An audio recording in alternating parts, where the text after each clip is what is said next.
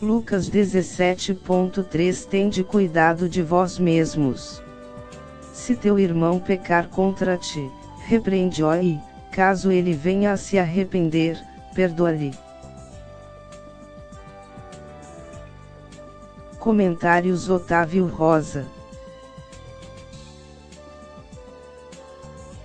O cristão, quer seja católico ou protestante, tem uma grande dificuldade em compreender o que Cristo Jesus quis dizer de fato nessa passagem. Basta olharmos na nossa história, como surgiu o movimento protestante. Não se deu porque o padre Martinho Lutero mostrou ao Papa as verdades na qual a Bíblia a relata e a Igreja estava ocultando. O certo é que bem antes do padre Martinho Lutero se rebelar contra a Igreja Cristã Católica, já existia entre ele e o Papa Leão X algumas rugas teológicas, na qual fazia com que cada vez mais Lutero se afastava da Igreja, assim como a liderança da Igreja menospreza por ir contra a Igreja. Contudo, Martinho Lutero havia sido verdadeiro, mas o Papa Leão X discordou por acreditar que a Bíblia não estará acima da liderança da Igreja, ou seja, cada um ali estava defendendo sua tese. Hoje também não é diferente, cada um de nós defendemos aquilo que acreditamos. Nós, por exemplo, acreditamos somente nas Escrituras, ou seja, na Bíblia Sagrada, extraída dos manuscritos hebraico, grego e aramaico.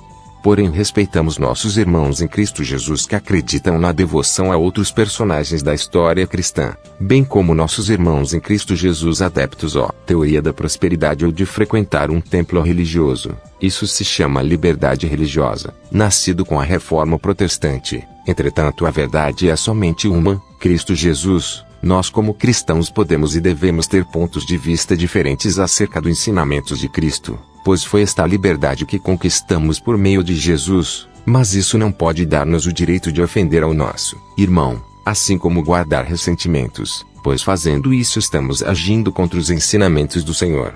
Líderes de templos religiosos cristãos protestantes, além das rugas teológicas com a Igreja Cristã Católica, tem consigo rugas teológicas que maqueiam quando o assunto é a união entre si, pois não faz sentido uma desunião se todos nos cremos num só Senhor.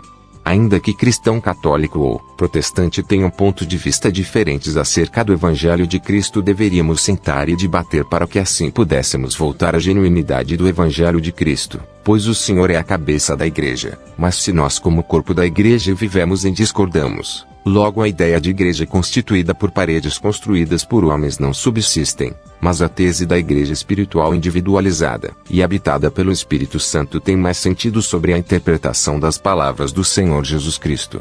Mas quando olhamos a situação financeira desses templos religiosos, entendemos o porquê de tanta discordância entre si. Fator financeiro impede que o templo cristão de ser unido para pregar as boas novas de Cristo. Acaba cada uma defendendo sua ideia religiosa, tendo entre si diversas rugas teológicas que impedem a união em torno do Evangelho de Cristo. Todavia, se abrimos mãos de nossa própria teologia, reconhecemos e compartilhamos nossas ideias acerca do Evangelho de Cristo, respeitando todas as vertentes, a Igreja cristã poderia melhor e mais eficaz na propagação do reino de Deus. Mas contudo, os líderes religiosos sempre encontram dificuldades para aceitar opiniões contrárias a suas filosofias ou seria suas arrecadações financeiras. Seja como for, cada um de nós, crentes em Cristo ou católicos em Cristo, devemos buscar nas Escrituras Sagradas a revelação de Deus para cada um de nós, sem ficarmos presos às ideias fundamentais de formadores de templos religiosos que são incapazes de aceitar opiniões contrárias à sua filosofia.